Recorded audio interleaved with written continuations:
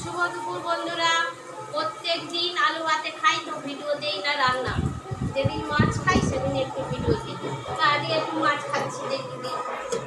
এই যে আলু ভাজা করে নিয়েছি, মাছ ভাজা করে নিয়েছি, মাছ দিয়ে আলু দিয়ে একটা কষা কষা ঝাল করব, ঠিক আছে।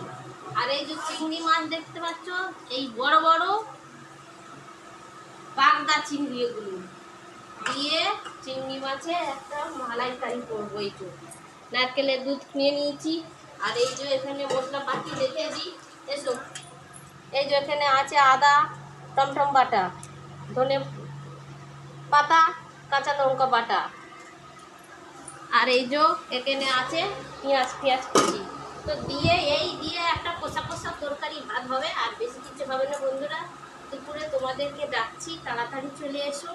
আমি রান্না বান্না করে রেডি হয়ে থাকবো, তোমরা এলেই খেতে দিয়ে দেবো, ঠিক আছে। শুভ দুপুর, ভালো থাকবে, সুস্থ থাকবে, আর এই গরমে নিজেদের শরীর সুস্থ রাখবে। টাটা।